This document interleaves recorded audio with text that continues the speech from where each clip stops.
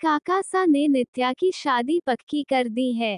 3 दिन बाद उनकी एंगेजमेंट है जिसके लिए हमें जयपुर बुलाया है। वाणी की बात सुनते ही वहां बिल्कुल सन्नाटा छाया गया।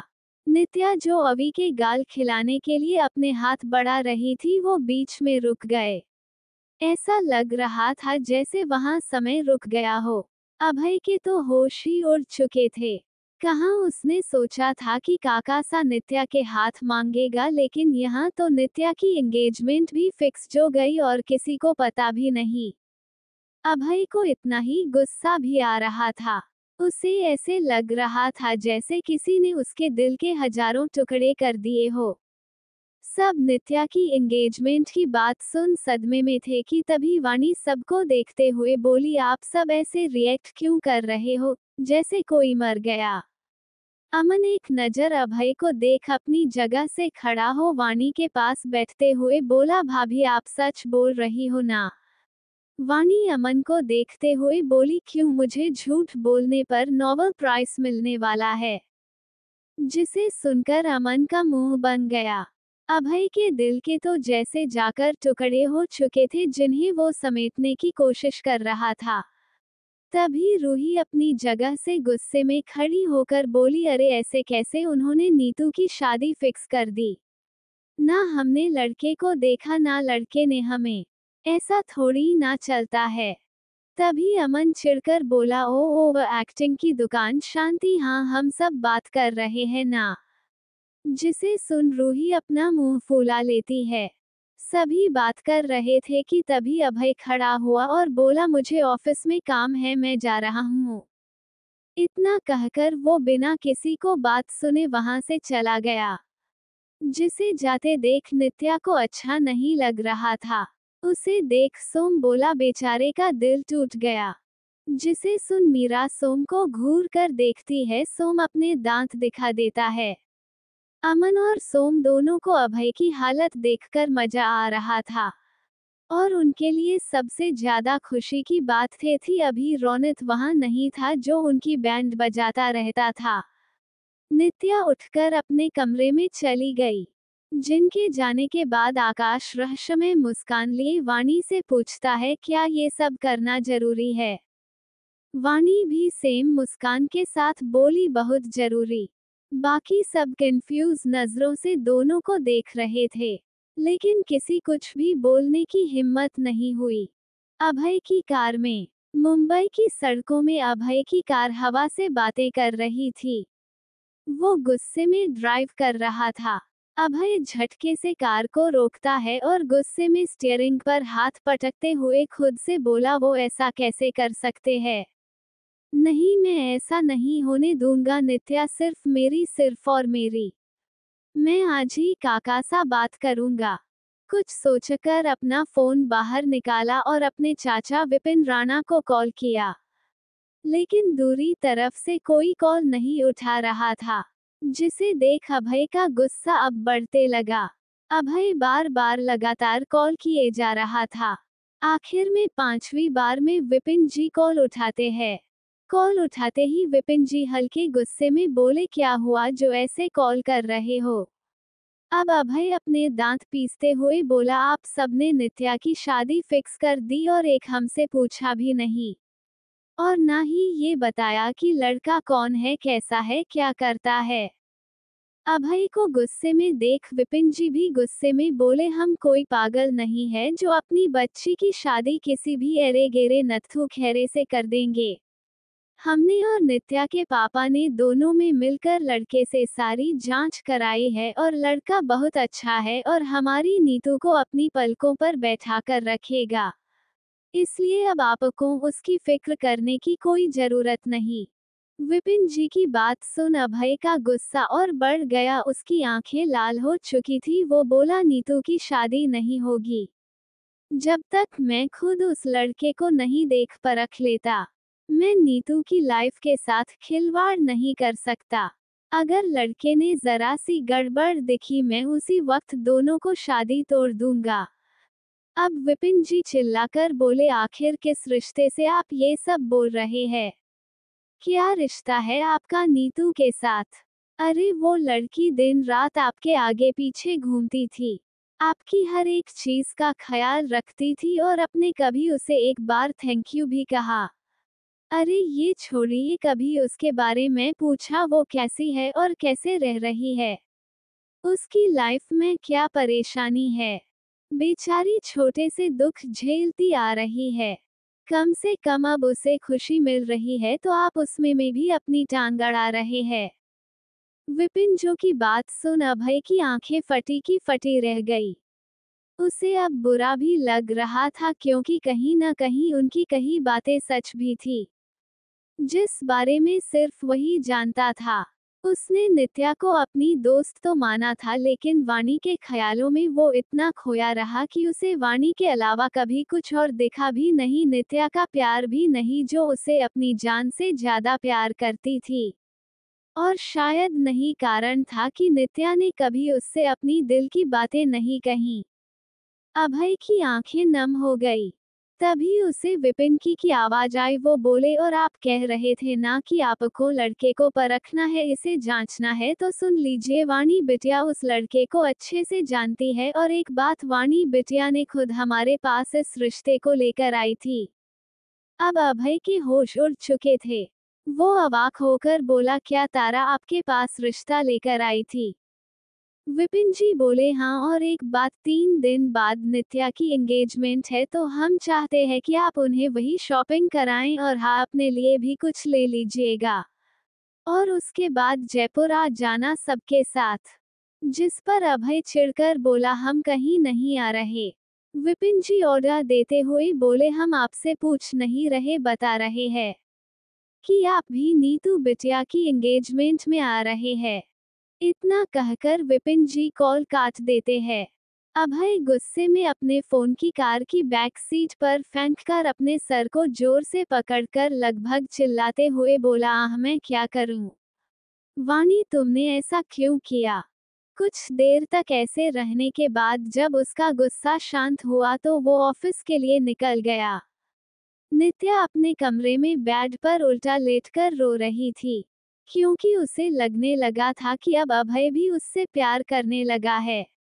जहां सब कुछ ठीक होने लगा था, आज की खबर सुनकर सब खराब हो गया।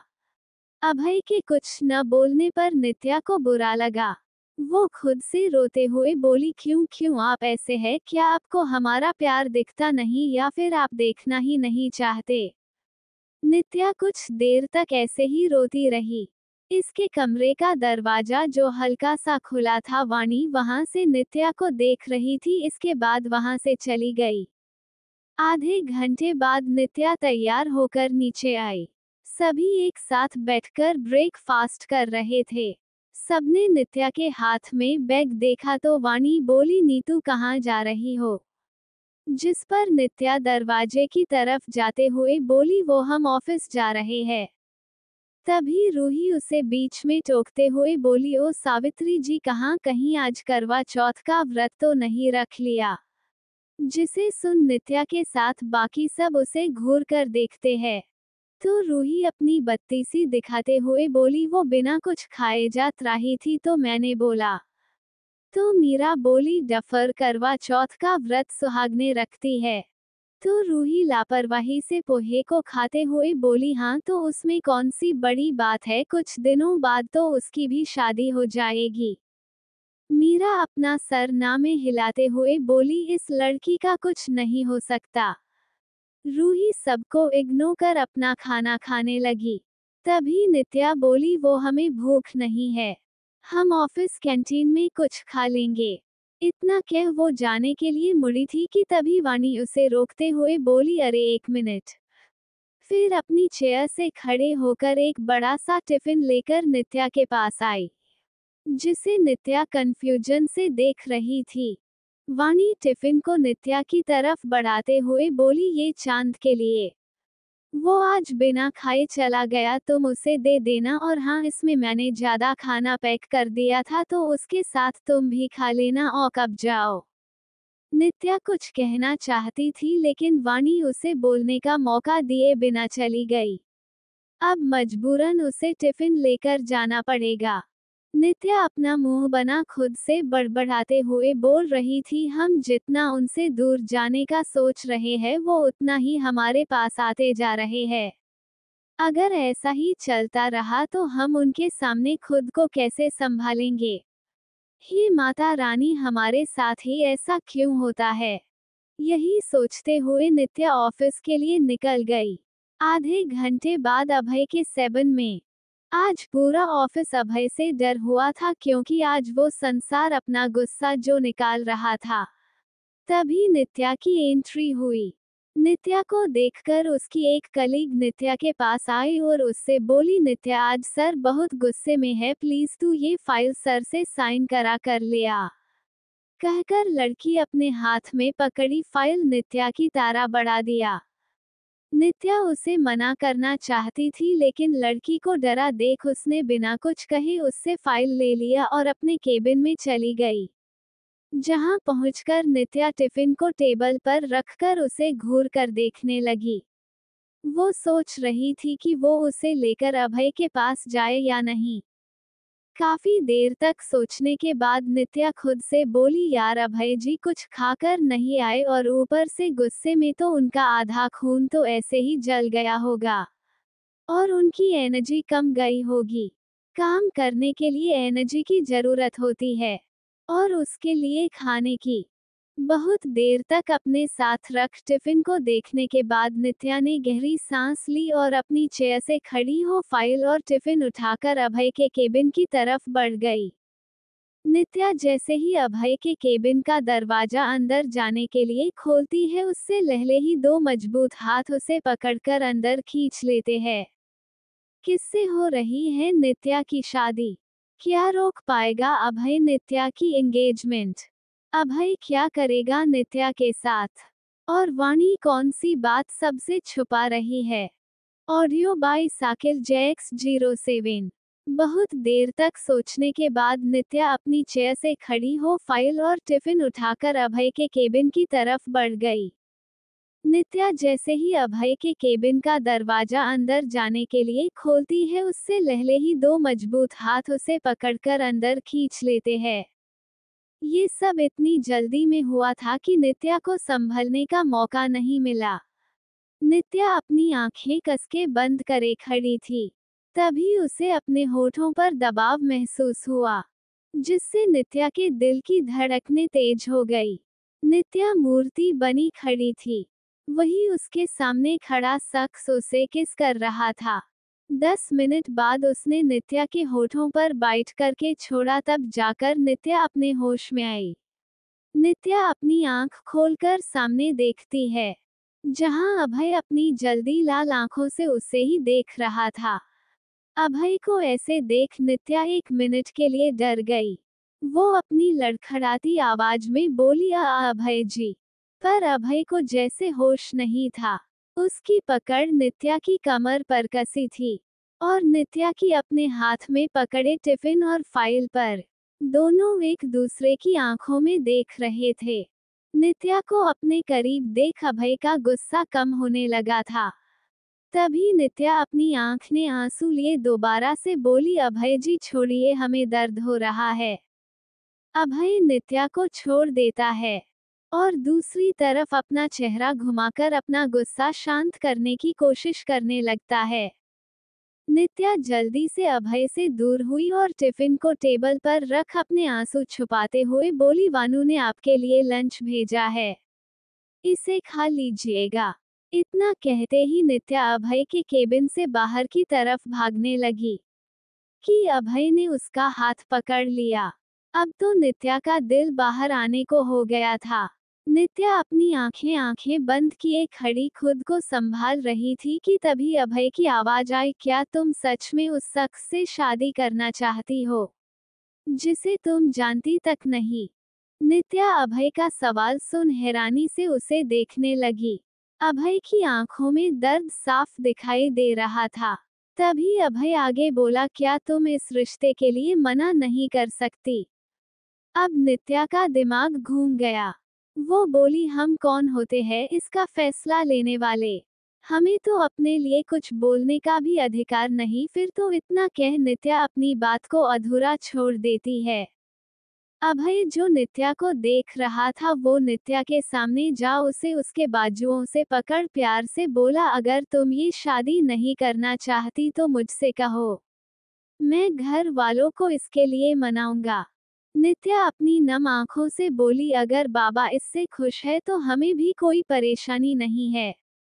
वैसे भी कम से कम इसी बहाने हम पर चढ़ाया कर्ज तो उतार पाएंगे।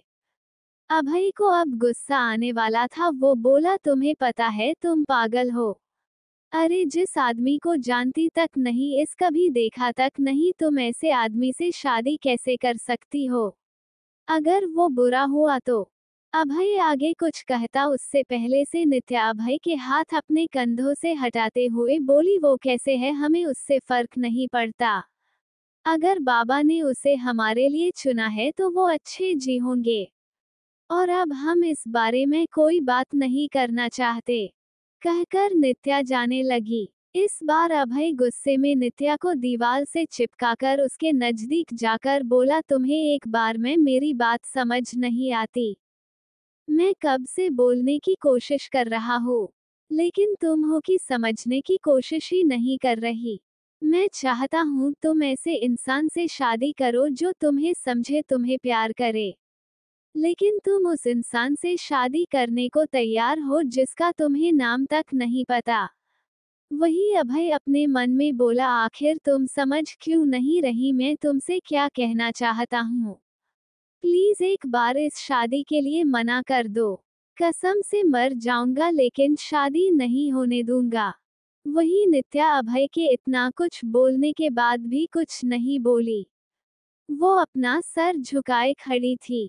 अब बेचारी बोलती भी क्या कि वो जयपुर के हुकुमसा से प्यार करती है, जो उसकी हैसियत से बाहर है। यही सोचकर नित्या की आंखों से आंसू बहने लगे। अभय से नित्या के आंसू बर्दाश्त नहीं हुए। अभय नित्या के आंसू पोंछते हुए बोला, बाबू प्लीज बताओ। अभय के बाबू बोलते ही नित्या का दिल धक कर गया। वो अभय को देखने लगी। अभय नित्या के गाल पर अपने हाथ रखते हुए बोला, बाबू प्लीज तुम ये शादी मत करो। तो नित्या गुस्से में बोली, क्यों ना करें हम शादी, हाँ बताइए। अभय भी इस पर गुस्से में चिल्लाकर नित्या से बोला, क्योंकि मैं तुमसे प्यार करता हूँ डैमिट, और मैं नहीं चाहता कि तुम्हारी शादी किसी भी हो, तुम सिर्फ मेरी हो, मेरी। इतना कहकर अभय नित्या को कसके गले लगा लेता है। आखिर में उसने नित्या से अपनी दिल की बात कह दी। वही नित्या अभी भी सदमे में खड़ी थी, जैसे उसके ऊपर आसमान से बिजली आ गिरी हो। अभय ने नित्या को अपनी फीलिंग्स बता दी। अब क्या रिएक्शन होगा नित्या का, और नित्या अभय को क्या जवाब देगी? क्या वो अभय का प्रपोजल एक्सेप्ट करेगी या फिर कर लेगी किसी अनजाने शख्स से शादी? दोनों हो पाएंगे एक या नहीं? ये चैप्टर आपको कैसा लगा प्लीज कमेंट में जरूर बताएं। सॉरी फ्रेंड्स, आज मेरी भतीजी की चौक पूजा थी, जिस कारण मैं दिन भर काम में बिजी रही और बहुत थक गई हूँ। इसलिए मैं आज छोटा चैप्टर लिख रही हूँ। Again sorry. बहुत देर तक सोचने के बाद नित्या अपनी चेयर से खड़ी हो फाइल और टिफिन उठाकर अभय के केबिन की तरफ बढ़ गई। नित्या जैसे ही अभय के केबिन का दरवाजा अंदर जाने के लिए खोलती है, उससे लहले ही दो मजबूत हाथ उसे पकड़कर अंदर खींच लेते हैं। ये सब इतनी जल्दी में हुआ था कि नित्या को संभलने का मौका नहीं मिला। नित्या अपनी आंखें कसके बंद करे खड़ी थी। तभी उसे अपने होठों पर दबाव महसूस हुआ, जिससे नित्या के दिल की धड़कनें तेज हो गई। नित्या मूर्ति बनी खड़ी थी। वही उसके सामने खड़ा शख्स उसे किस कर रहा था। 10 मिनट बाद उसने नित्या के होठों पर बाइट करके छोड़ा, तब जाकर नित्या अपने होश में आई। नित्या अपनी आंख खोलकर सामने देखती है, जहां अभय अपनी जल्दी लाल आंखों से उसे ही देख रहा था। अभय को ऐसे देख नित्या 1 मिनट के लिए डर गई। वो अपनी लड़खड़ाती आवाज में बोली, अभय जी। पर अभय को जैसे होश नहीं था। उसकी पकड़ नित्या की कमर पर कसी थी और नित्या की अपने हाथ में पकड़े टिफिन और फाइल पर। दोनों एक दूसरे की आंखों में देख रहे थे। नित्या को अपने करीब देख अभय का गुस्सा कम होने लगा था। तभी नित्या अपनी आंख ने आंसू लिए दोबारा से बोली, अभय जी छोड़िए, हमें दर्द हो रहा है। अभय नित्या को छोड़ देता है और दूसरी तरफ अपना चेहरा घुमाकर अपना गुस्सा शांत करने की कोशिश करने लगता है। नित्या जल्दी से अभय से दूर हुई और टिफिन को टेबल पर रख अपने आंसू छुपाते हुए बोली, वानू ने आपके लिए लंच भेजा है, इसे खा लीजिएगा। इतना कहते ही नित्या अभय के केबिन से बाहर की तरफ भागने लगी कि अभय ने उसका हाथ पकड़ लिया। अब तो नित्या का दिल बाहर आने को हो गया था। नित्या अपनी आंखें बंद किए खड़ी खुद को संभाल रही थी कि तभी अभय की आवाज आई, क्या तुम सच में उस शख्स से शादी करना चाहती हो जिसे तुम जानती तक नहीं? नित्या अभय का सवाल सुन हैरानी से उसे देखने लगी। अभय की आंखों में दर्द साफ दिखाई दे रहा था। तभी अभय आगे बोला, क्या तुम इस रिश्ते के लिए मना नहीं कर सकती? अब नित्या का दिमाग घूम गया। वो बोली, हम कौन होते हैं इसका फैसला लेने वाले? हमें तो अपने लिए कुछ बोलने का भी अधिकार नहीं। फिर तो इतना कह नित्या अपनी बात को अधूरा छोड़ देती है। अभय जो नित्या को देख रहा था वो नित्या के सामने जा उसे उसके बाजुओं से पकड़ प्यार से बोला, अगर तुम ये शादी नहीं करना चाहती तो मुझसे कहो, मैं घर वालों को इसके लिए मनाऊंगा। नित्या अपनी नम आंखों से बोली, अगर बाबा इससे खुश है तो हमें भी कोई परेशानी नहीं है। वैसे भी कम से कम इसी बहाने हम उनका हम पर चढ़ाया कर्ज तो उतार पाएंगे। अभय को अब गुस्सा आने वाला था। वो बोला, तुम्हें पता है तुम पागल हो। अरे जिस आदमी को जानती तक नहीं, इस कभी देखा तक नहीं, तुम ऐसे आदमी से शादी कैसे कर सकती हो? अगर वो बुरा हुआ तो? अभय आगे कुछ कहता उससे पहले से नित्या अभय के हाथ अपने कंधों से हटाते हुए बोली, वो कैसे है हमें उससे फर्क नहीं पड़ता। अगर बाबा ने उसे हमारे लिए चुना है तो वो अच्छे जी होंगे और अब हम इस बारे में कोई बात नहीं करना चाहते, कहकर नित्या जाने लगी। इस बार अभय गुस्से में नित्या को दीवार से चिपकाकर उसके नजदीक जाकर बोला, तुम्हें एक बार में मेरी बात समझ नहीं आती? मैं कब से बोलने की कोशिश कर रहा हूँ, लेकिन तुम हो कि समझने की कोशिश ही नहीं कर रही। मैं चाहता हूँ तुम ऐसे इंसान से शादी करो जो तुम्हें समझे, तुम्हें प्यार करे, लेकिन तुम उस इंसान से शादी करने को तैयार हो जिसका तुम्हें नाम तक नहीं पता। वही अभय अपने मन में बोला, आखिर तुम समझ क्यों नहीं रही मैं तुमसे क्या कहना चाहता हूँ? प्लीज एक बार इस शादी के लिए मना कर दो। कसम से मर जाऊंगा लेकिन शादी नहीं होने दूंगा। वही नित्या अभय के इतना कुछ बोलने के बाद भी कुछ नहीं बोली। वो अपना सर झुकाए खड़ी थी।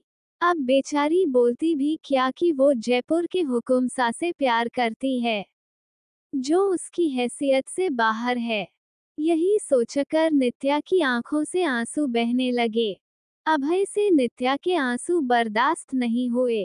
अभय नित्या के आंसू पोंछते हुए बोला, बाबू प्लीज बताओ। अभय के बाबू बोलते ही नित्या का दिल धक कर गया। वो अभय को देखने लगी। अभय नित्या के गाल पर अपने हाथ रखते हुए बोला, बाबू प्लीज तुम ये शादी मत करो। तो नित्या गुस्से में बोली, क्यों ना करें हम शादी, हाँ बताइए। अभय भी इस पर गुस्से में चिल्लाकर नित्या से बोला, क्योंकि मैं तुमसे प्यार करता हूँ डैमिट, और मैं नहीं चाहता कि तुम्हारी शादी किसी भी हो, तुम सिर्फ मेरी हो, मेरी। इतना कहकर अभय नित्या को कसके गले लगा लेता है। आखिर में उसने नित्या से अपनी दिल की बात कह दी। वही नित्या अभी भी सदमे में खड़ी थी। अभय ने नित्या को अपनी फीलिंग्स बता दी। अब क्या रिएक्शन होगा नित्या का, और नित्या अभय को क्या जवाब देगी? क्या वो अभय का प्रपोजल एक्सेप्ट करेगी या फिर कर लेगी किसी अनजाने शख्स से शादी? Audio by Sakil JX07। क्योंकि मैं तुमसे प्यार करता हूँ डेमिट, और मैं नहीं चाहता कि तुम्हारी शादी किसी भी हो, तुम सिर्फ मेरी हो मेरी। इतना कहकर अभय नित्या को कसके गले लगा लेता है। आखिर में उसने नित्या से अपनी दिल की बात कह दी। वहीं नित्या अभी भी सदमे में खड़ी थी, जैसे उसके ऊपर आसमान से बिजली आ गिरी हो। अभय ने नित्या से अपने प्यार का कन्फेशन कर दिया था। नित्या बुत बनी खड़ी थी। नित्या को कोई जवाब न देते देख अभय उसके नजदीक जा बोला, मुझे नहीं पता कब, लेकिन मुझे तुमसे प्यार हो गया है। तुम्हें किसी और के साथ देख ये दिल जलता है। अपने दिल पर हाथ रख, मन करता है उसे तुमसे दूर कर दूं। पहले मैंने अपनी फीलिंग्स को इग्नोर किया, लेकिन जब तुम्हारी शादी के बारे में सुना तो मुझसे रहा नहीं गया। प्लीज एक बार मुझे मौका दो, मना कर दो शादी के लिए। कहकर अभय आस भरी नजरों से नित्या को देखने लगा। नित्या कुछ रिएक्ट नहीं कर रही थी, उसे खुश होना चाहिए या दुखी समझ नहीं आ रहा था। नित्या की आंखों से आंसू की बूंदें लुढ़ककर उसके गाल पर आ गए। वो खुद से बोली, हम क्या करें, अपने प्यार को चुने या अपने बाबा के फैसले को। नहीं, हम अपने बाबा के खिलाफ नहीं जा सकते। अगर हमने शादी करने से मना कर दिया तो समाज में बाबा की बहुत बेइज्जती होगी। नहीं, हम उनकी इज्जत पर कोई आंच नहीं आने दे सकते। फिर चाहे उसके लिए हमें अपने प्यार की कुर्बानी ही क्यों न देनी पड़े। नित्या को अपने दिल में डर महसूस हो रहा था, फिर भी अपनी हिम्मत बांधकर अभय से बोली, आपने बहुत देर कर दी अभय जी। नित्या की बात सुन अभय का दिल टूट गया। वो रिजेक्ट हो चुका था, आज दोबारा से उसका दिल टूट चुका था। अभय कुछ कहता उससे पहले ही नित्या बोली, हम अपने बाबा के फैसले के खिलाफ नहीं जा सकते, इसलिए हम ये शादी करेंगे। फिर अपने मन में बोली, चाहे इसके बाद हम जिंदा लाश बन जाएं, क्योंकि आपके बिना हम एक पल भी नहीं जी सकते। लेकिन बाबा की इज्जत हमारे प्यार से पहले है। नित्या अभय के केबिन से चली गई और अपने केबिन जा खुद को अंदर से लॉक कर दरवाजे से टिककर रोने लगी। उसके आंसू थमने का नाम नहीं ले रहे थे। ऐसा लग रहा था जैसे किसी ने नल चालू कर दिया हो। वही अभय के केबिन में नित्या से रिजेक्ट होने के बाद अभय जैसे पागल सा हो गया था।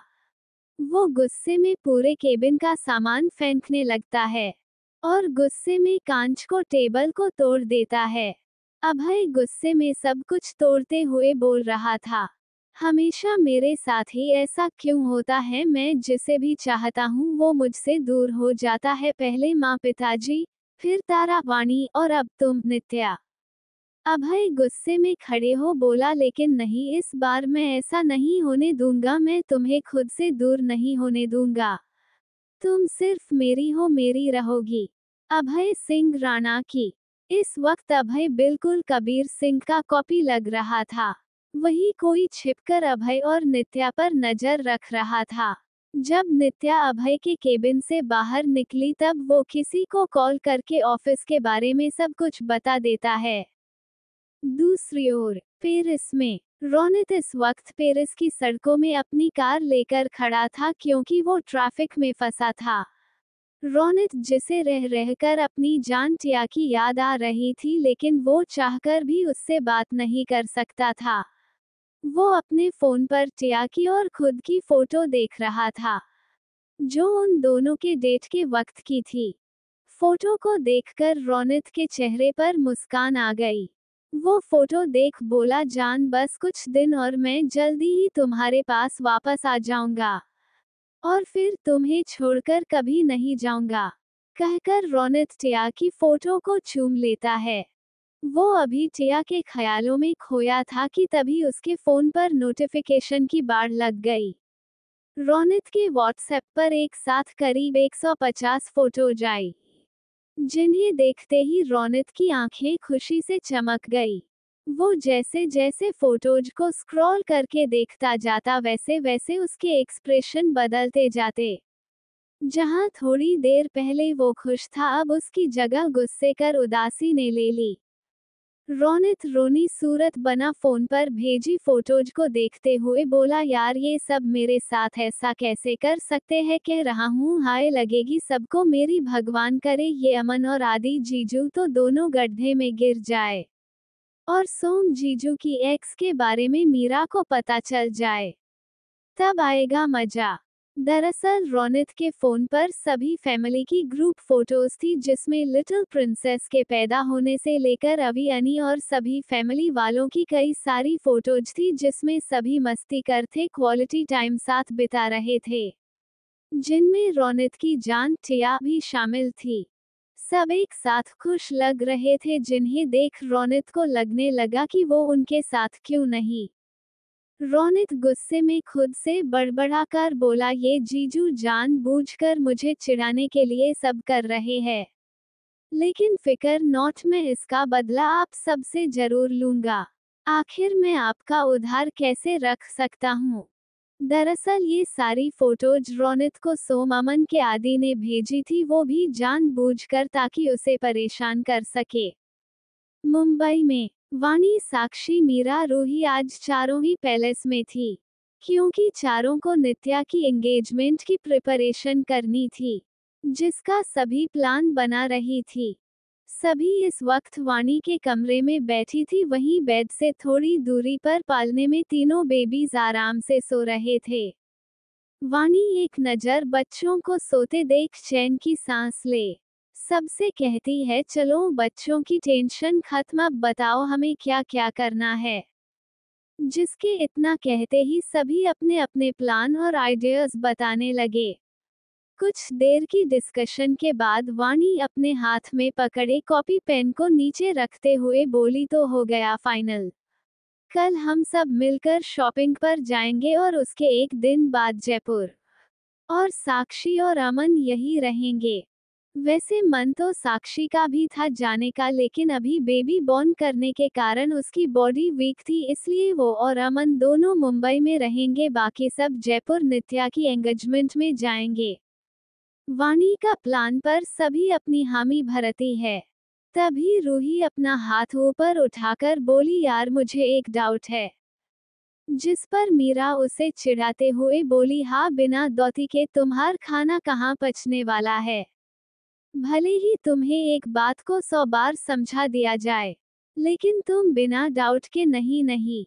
जिसे सुनकर सभी हंसने लगती है और रूही मुंह बनाकर बैठ जाती है। थोड़ी देर हंसने के बाद सब चुप हो गए।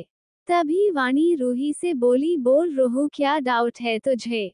तो रूही परेशान होकर बोली, यार अगर नित्या को अपना बंदा पसंद नहीं आया तो तब हम क्या करेंगे। रूही की बात सुन सभी अपना अपना सर पीट लेते हैं। अब तक अभी जाग चुका था, वो इस वक्त वाणी की गोद में लेटा था, सबके साथ वो भी रूही को ऐसे देखता है जैसे कहना चाहता हो, मेरी रूही जैसा कोई नहीं।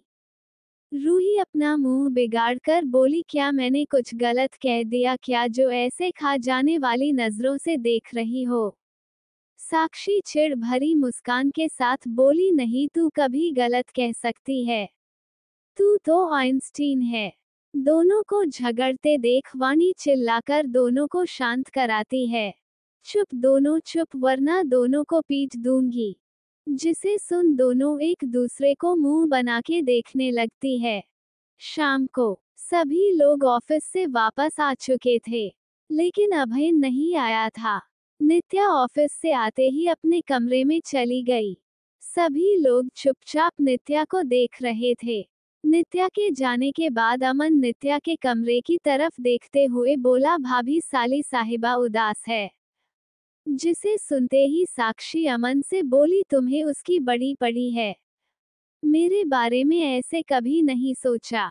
तो अमन अपनी सफाई देते हुए बोला, बेबी तुम गलत सोच रही हो, मुझे तो बस उसके लिए बुरा लग रहा था।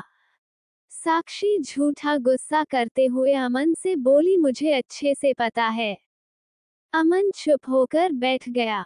जिसके बाद वाणी बोली, कल आप सब ऑफिस नहीं जा रहे। जिस पर आकाश अपनी भौहें उचकाकर बोला, और वो क्यों। वाणी बोली, कल हम सब नीतू की एंगेजमेंट के लिए शॉपिंग करने जा रहे हैं। आकाश बोला, तुम सब चले जाना, मुझे ऑफिस में काम है। कहकर आकाश खड़ा हो स्टडी रूम की तरफ चला गया। आकाश के अचानक से चले जाने से सभी हैरान थे। वाणी सबको एक नजर देख आकाश के पीछे चली गई। बाकी सब अवी और अनी को खिलाने लगे। स्टडी रूम में आकाश साउटरी टेबल पर बैठकर लैपटॉप में कुछ कर रहा था। वाणी एक नजर आकाश को देखती है जो लैपटॉप में अपनी नजरें गड़ाए बैठा था। वाणी कुछ सोचकर गई और सीधा आकाश की गोद में जाकर बैठ गई। आकाश बिना किसी एक्सप्रेशन के वाणी को देखने लगा। वाणी के चेहरे पर प्यार से उंगली फिराते हुए बोली, क्या हुआ आपको, आप गुस्सा है? आकाश अभी भी शांत बैठा था। आकाश को कुछ न बोलते देख वाणी उसके गाल पर अपने होठ फिराने लगी। वाणी अब इससे आगे बढ़ती उससे पहले ही उसे किसी के खांसने की आवाज आई। वाणी जो आकाश को लीक करने में बिजी थी, वो अपनी नजरें उठाकर सामने देखती है, जहां आकाश के लैपटॉप में उसकी फॉरेन क्लाइंट्स के साथ मीटिंग चल रही थी। ये देखते ही वाणी की आंखें बड़ी हो गई। वही सामने बैठे क्लाइंट्स भी आकाश को अपनी आंखें फाड़कर देख रहे थे। वाणी का पूरा चेहरा शर्म से लाल हो चुका था। वो जल्दी से आकाश को गोद से उठने को होती है, लेकिन आकाश उसकी कमर को कसके पकड़ लेता है। फिर अपने क्लाइंट से मीटिंग ओवर का कह लैपटॉप बंद कर देता है। वाणी आकाश पर गुस्सा करके कहती है, आपने मुझे बताया क्यों नहीं को आप मीटिंग में है? कहकर वो आकाश की गोद में झटपटाने लगी। आकाश वाणी के गले में अपना चेहरा छिपा वाणी को किस करते हुए बोला, तुमने पूछा है नहीं? आकाश के टच से वाणी सिहर रही थी, जिससे आकाश भी अपना कंट्रोल खोता जा रहा था। वो वाणी से बोला, जान चलो ना, आज कुछ करते हैं, मुझसे अब और कंट्रोल नहीं हो रहा। आकाश की बात सुनते ही वाणी की सांसें अटक गई। वो हकलाते हुए बोली, आकाश, बच्चे नीचे है, वो रो रहे होंगे। आकाश बोला, नहीं, उन्हें संभालने के लिए सब लोग हैं, तुम बस मुझे संभालो। कहकर वो वाणी को झट से पलटकर उसके होठों पर अपने होठ रख उसे किस करने वाला होता है कि तभी कोई जोर से कमरे का दरवाजा खटखटा देता है। आखिर कौन आया है? आकाश वाणी के रोमांस में हड्डी बनने। क्या प्लान बना रही है वाणी? क्या करेगा अभय नित्या की शादी रोकने के लिए? Audio by Sakil JX07। जान चलो ना, आज कुछ करते हैं, मुझसे अब और कंट्रोल नहीं हो रहा। आकाश की बात सुनते ही वाणी की सांसें अटक गई। वो हकलाते हुए बोली, आकाश, बच्चे नीचे है, वो रो रहे होंगे। आकाश बोला, नहीं, उन्हें संभालने के लिए सब लोग हैं, तुम बस मुझे संभालो, बाकी मैं संभाल लूंगा। कहकर वो वाणी को झट से पलटकर उसके होठों पर अपने होठ रख उसे किस करने वाला होता है कि तभी कोई जोर से कमरे का दरवाजा खटखटा देता है, जिसकी आवाज सुनते ही आकाश का चेहरा गुस्से से लाल हो गया, जिसे ऐसे देख वाणी को बड़ा मजा रहा था। वाणी आकाश के चेहरे पर सेक्सली अपनी उंगली फिराते हुए बोली, क्या हुआ हब्बी? वाणी के ऐसा करने से आकाश के मुंह से आह निकल गई। आकाश वाणी को दोबारा किस करने के लिए झुकता है कि तभी फिर से कोई जोर जोर से दरवाजा खटखटाने लगता है। इस बार आदि बाहर से बोला, भाभी जल्दी आइए, आपकी परी अनी, आपका मगरमच्छ अभी रो रहे हैं। जिसे सुनते ही वाणी आकाश की गोद से खड़ी होकर जाने लगी तो आकाश उसकी कमर पकड़ रोकते हुए बोला, बेबी आज रात को रेडी रहना। जिसे सुनते ही वाणी शर्माने लगी। तभी उसे अपने बच्चों का ख्याल आया। वो आकाश से खुद को छुड़ाते हुए बोली, आपके सपने में अब जाने दीजिए हमें, वरना दोनों पूरा घर सर में उठा लेंगे। आकाश का मन नहीं था, लेकिन वाणी के आगे उसकी एक नहीं चली। आखिर में उसे हार मानना पड़ा। वाणी जल्दी से स्टडी रूम से बाहर आए और आदि को देखते हुए बोली, बच्चे कहाँ है? तो आदि बोला वो नीचे है रूही और सब उन्हें शांत कराने की कोशिश कर रहे हैं। जिसे सुनते ही वाणी जल्दी से नीचे की ओर भागती है। वही आकाश अभी भी चेयर पर बैठा था, वो उसमें लीन हो खुद से बड़बड़ाकर बोला, जब से बच्चे आए हैं तब से तो मैं जैसे उनकी लाइफ में एक्सिस्ट ही नहीं करता। फिर कुछ सोचकर हाँ पता नहीं कब मेरा नंबर लगेगा। वही आदि कमरे के बाहर खड़ा आकाश की हालत देखकर हंस रहा था। वो खुद से बोला, साले यहाँ हमारे रोमांस का जुगाड़ बिगड़ खुद रोमांस करने में बिजी है। इतनी आसानी से तो हम तुम्हें नहीं छोड़ने वाले। आकाश रघुवंशी। आकाश ने रूही को आदि की सेक्रेटरी की पोस्ट से हटाकर उसे कंपनी की लीड डिजाइनर बना दिया था, जिससे आदि आकाश से चिढ़ा ही था। लेकिन असल में रूही के लिए ऐसा करने की वाणी से आकाश से कहा था, क्योंकि रूही को डिजाइनिंग काफी पसंद था, जिसमें कपड़ों को डिजाइन्स नंबर 1 पर थी। जिसके साथ साथ वो मॉडल डिजाइन्स के साथ इंटीरियर डिजाइन का भी कोर्स था।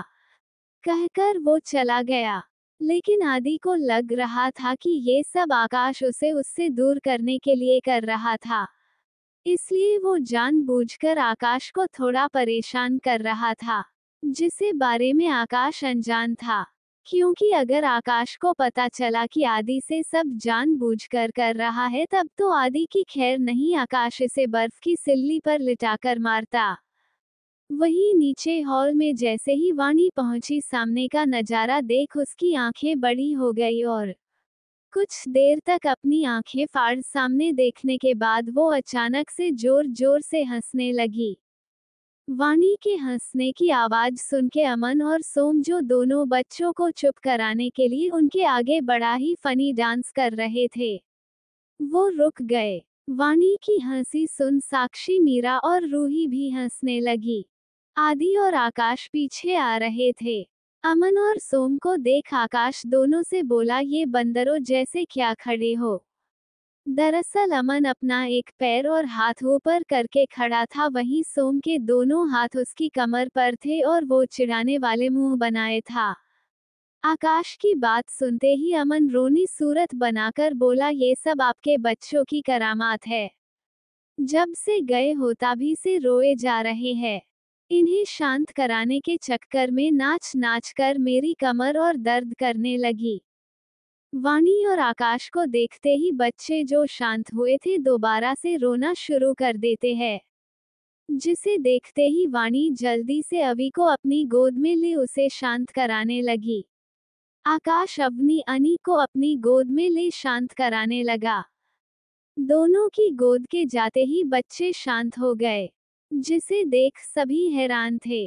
अमन चिढ़ते हुए बोला, यहाँ हमारी कमर की बैंड बज गई तब भी ये शांत नहीं हुए और अपने माँ बाप के पास पहुँचते ही शांत हो गए।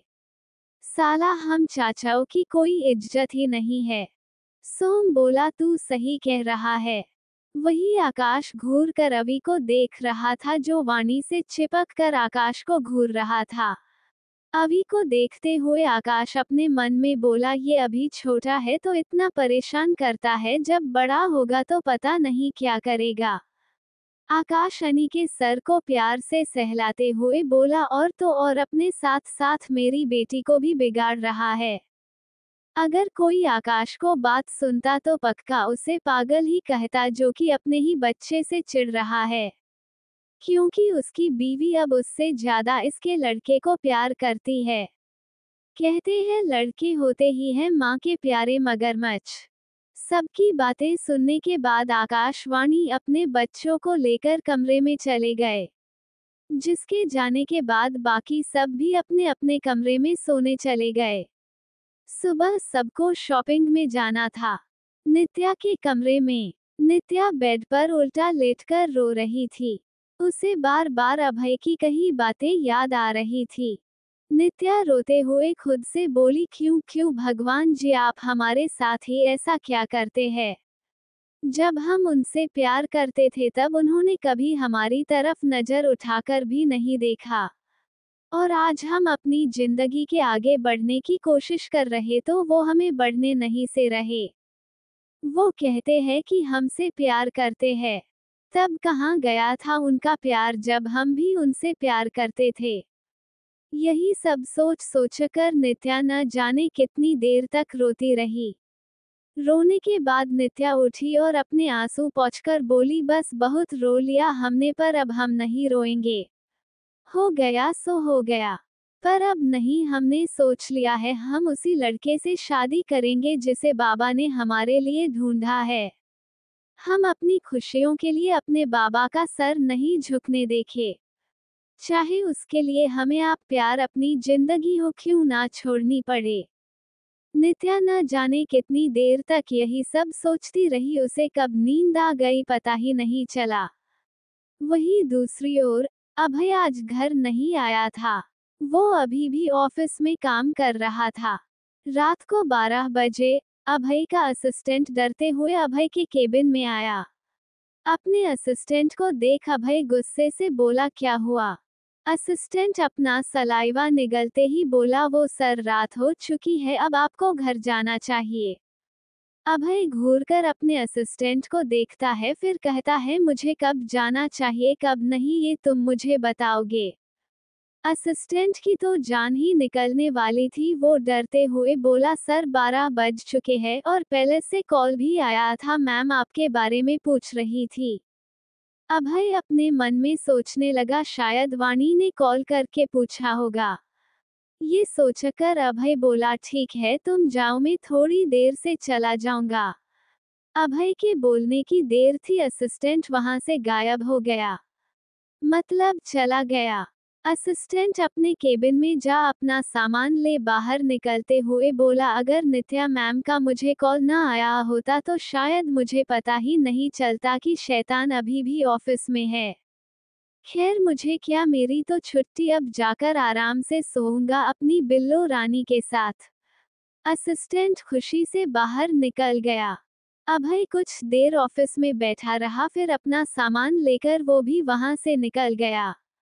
वो अभी भी नित्या के रिजेक्शन के बारे में सोच रहा था। जब अभय पैलेस आया तब तक सब सो चुके थे। अभय चुपके से नित्या के कमरे के चला गया। नित्या जो अभी भी सोई थी, उसकी नींद कच्ची थी। दरवाजा खुलने की आहट सुनकर उसकी नींद खुल गई। इससे पहले वो उठ पाती उसे अभय अपने कमरे में आते हुए दिखा। अभय को देखते ही नित्या के दिल की धड़कन बढ़ाने लगी। नित्या जल्दी से खुद को काबू कर सोने का नाटक करने लगी। अभय नित्या के पास आया और नित्या को देखने लगा, जो सोते हुए बहुत मासूम लग रही थी। नित्या को देखते ही अभय के चेहरे पर अपने आप स्माइल आ गई। अभय नित्या को ठीक से कंबल उड़ाकर उसके सर पास हाथ फेर माथे को चूमकर चुपचाप कमरे से बाहर चला गया। अभय के ऐसा करने से नित्या की हॉट बीट फास्ट हो गई थी। वो उठकर बैठ गई और दरवाजे की तरफ देखते हुए बोली, आखिर क्यों आप हमारे पास आ रहे हैं? हम नहीं सह पाएंगे ये सब। नित्या की आंखों से आंसू की एक बूंद बहकर उसके गाल पर आ गया। अगली सुबह आज सब शॉपिंग पर जाने वाले थे। सभी लोग रीडा होकर नीचे बैठे अभय और नित्या के आने का वेट कर रहे थे। कुछ देर में अभय रेडी होकर नीचे आया। अभय को देखते ही वाणी भौहें सिकोड़कर अभय से बोली, तुम आज भी ऑफिस जा रहे हो, जबकि मैंने तुम्हें बताया था कि आज हम सब नीतू की एंगेजमेंट की शॉपिंग करने चलेंगे। अभय सबके पास आ गया।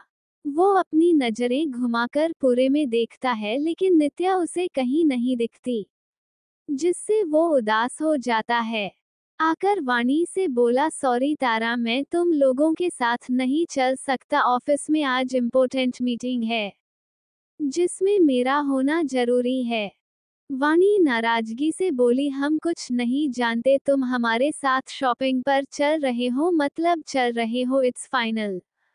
अभय कुछ बोलने को उससे पहले ही आदि बीच में बोला, अब मान भी जाए साले साहब, कहीं ऐसा ना हो आपकी दोस्त आपसे नाराज हो जाए। अभय गुस्से में आदि को देखता है, वो कुछ कहता उससे पहले ही रूही बोली, हाँ अभय चलो ना हमारे साथ, वैसे भी बहुत दिन से हम सब साथ में कहीं गए नहीं। सबकी बातें चल रही थी तभी नित्या वहां आई। नित्या को देखते हुए मीरा बोली, नित्या तुम तैयार नहीं हुई, हमें शॉपिंग पर जाना है। नित्या बहाना बनाकर बोली, वो साक्षी घर पर अकेली रहेगी, इसलिए हम सोच रहे हैं कि आप सब शॉपिंग पर चले जाइए, हम उसके साथ रह लेंगे। वैसे भी आप जो भी हरे लिए पसंद करेंगे वो अच्छा ही होगा। जिस पर रूही बोली, लो जी हो गया कांड, अरे अगर तुम ही नहीं जाओगी तो से चलेगा, आखिर तुम वन ऑफ द बेस्ट हमारी होने वाली दुल्हन हो। मीरा बोली, हाँ नित्या, रूही सही कह रही है, और वैसे भी साक्षी के साथ अमन जीजू है और नौकर भी तो है। पर नित्या कुछ कहती उससे पहले वाणी बोली, अब पर वर कुछ नहीं, तुम हमारे साथ चली रही हो, मतलब चल रही हो, अब जाओ जाकर रेडी होकर आओ।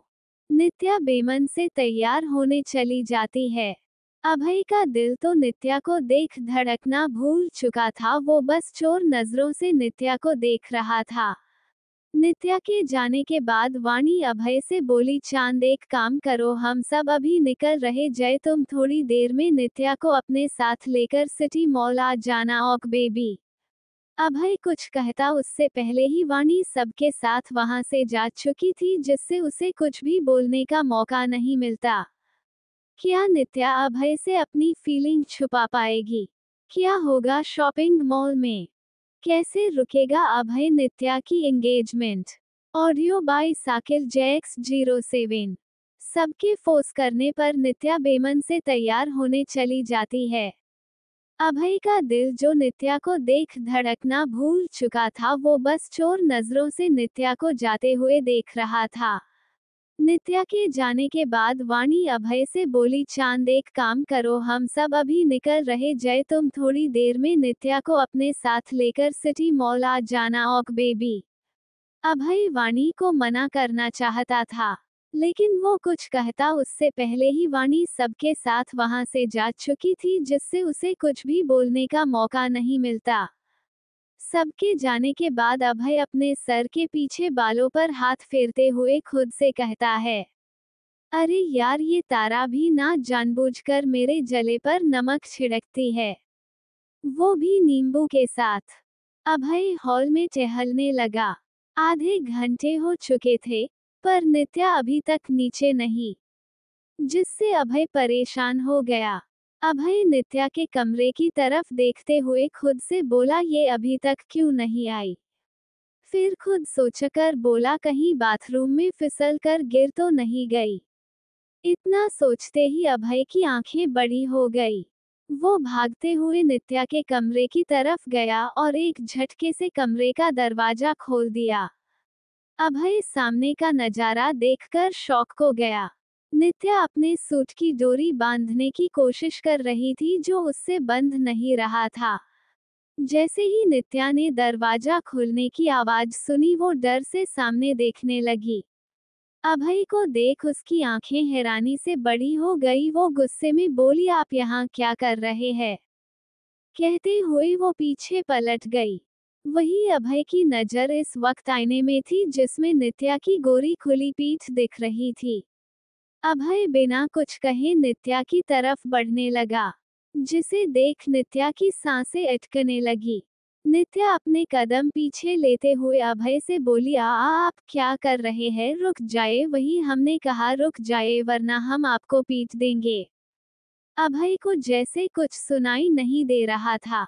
वो नित्या की तरफ अपने कदम बढ़ाते गया। आखिर में नित्या रुक गई, इसके पीछे दीवार थी।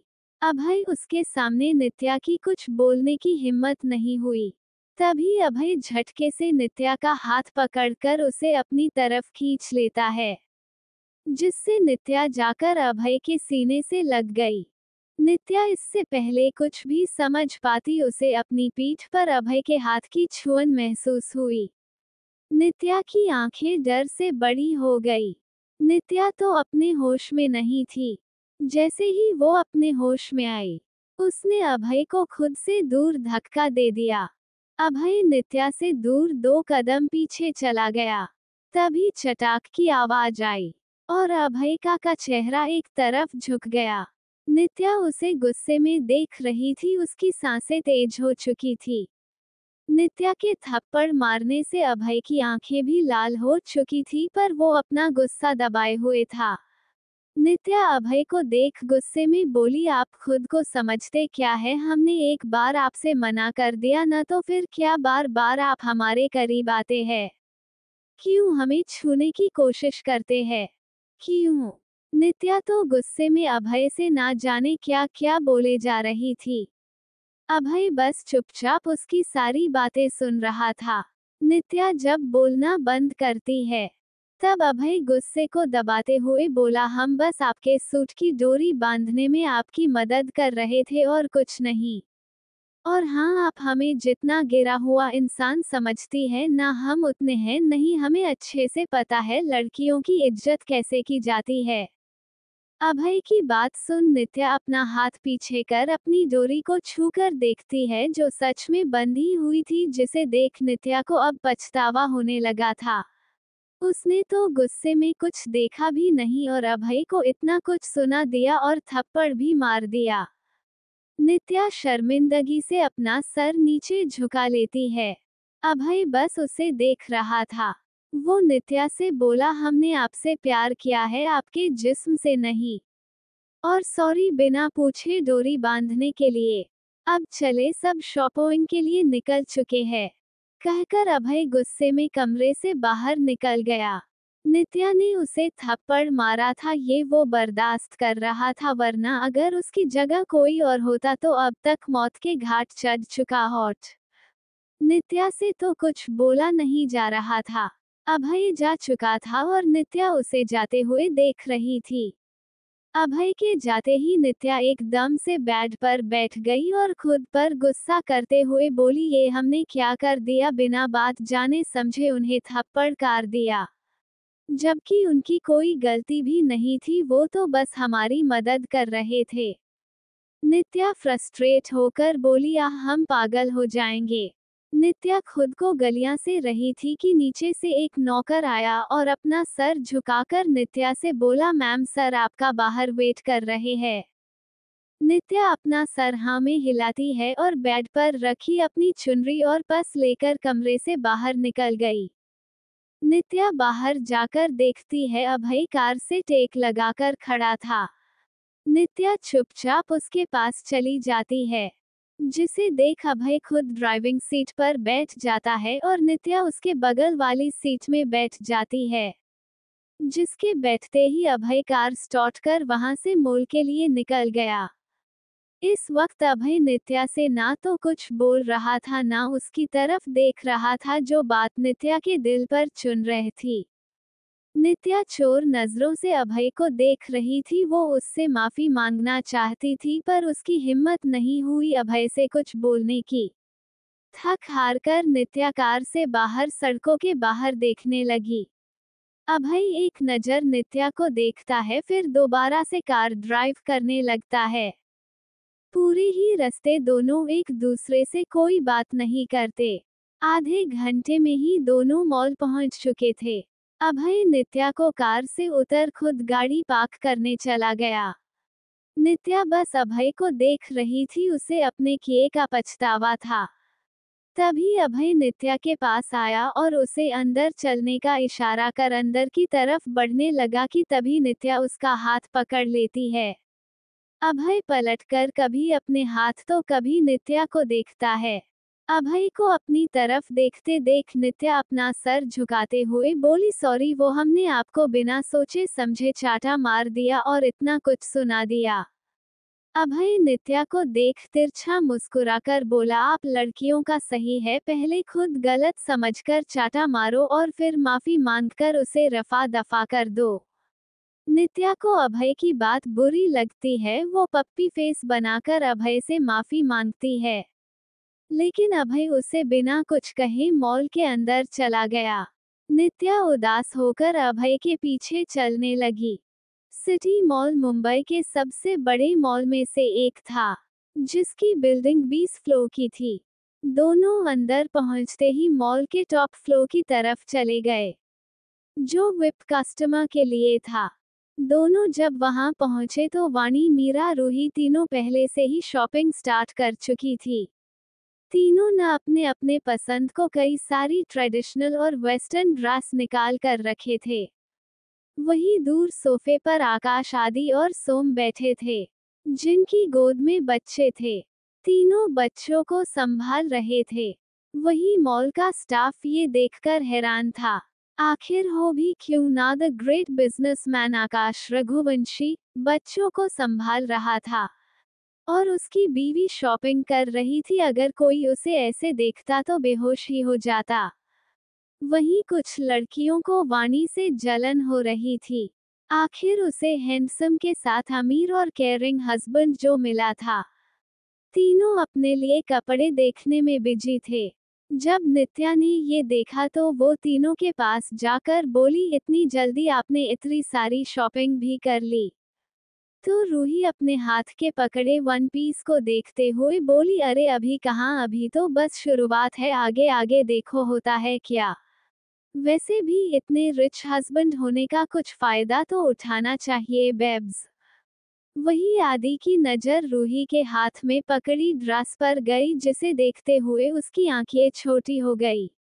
वो जल्दी से रूही के पास गया और उसके हाथ से ड्रेस लगभग छीनते हुए बोला, अगर कपड़े लेना है तो ढंग लो।